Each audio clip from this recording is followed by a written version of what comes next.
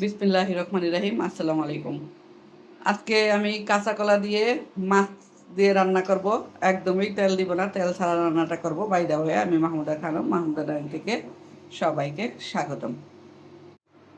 মাছ ভাজার জন্য শুধু এই 4 চামচের 1 চামচ, খুবই সামান্য এই তেলটুকু ব্যবহার করব। আর রান্নার সময় কোনো তেলের ব্যবহার করব না। এই নন স্টিক প্যান নিয়ে নিয়েছি, এই তেলটুকে মাছ ভেজে নেব। মাছগুলো দিয়ে দিচ্ছি। এখানে আছে 2 পিস, বড় 1 পিস আর ছোট 2 পিস রুই মাছ, আর আছে 2টা ইলিশ মাছের মাথা,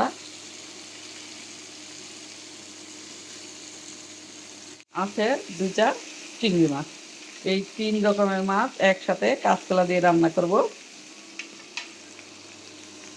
আর তেল দিব না। এই 4 চামচের 1 চামচ তেল দিয়ে আমি মাছগুলো ভেজে দিচ্ছি। হালকা করে মাছ ভেজে সাইডে রেখে দিয়েছি। এখন মূল রান্নাটা শুরু করব। যেহেতু তেল দিব না, আমি প্রথমেই দিয়ে দিচ্ছি পানি।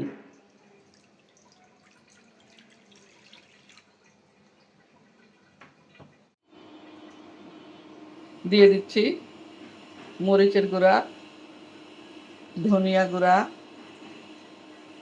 আর সামান্য হলুদের গুঁড়া। দিয়ে দিচ্ছি পেঁয়াজ আর জিরা একসাথে পাটায় বেটে নিয়েছিলাম, দিয়ে দিচ্ছি। দিয়ে দিচ্ছি স্বাদ মতো লবণ, আর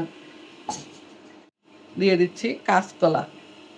কাঁচা কলাগুলো আমি কেটে, মানে খোসা ছাড়িয়ে কেটে লবণ আর হলুদ দিয়ে ধুয়ে কষ ছাড়িয়ে নিয়েছি।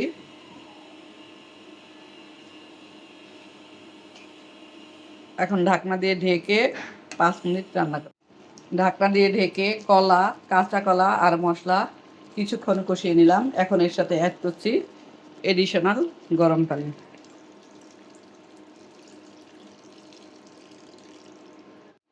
দিয়ে দিচ্ছি ভেজে রাখা মাছগুলো।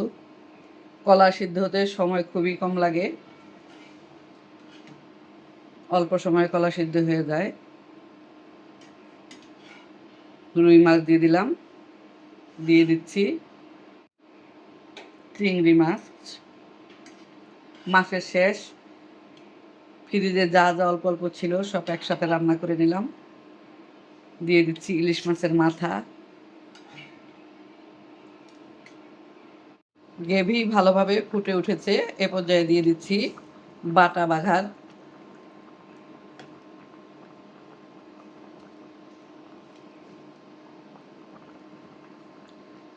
বাঘার বাটা দিয়ে আরও 5 মিনিট রান্না করব। দিয়ে দিচ্ছি কাঁচামরিচ।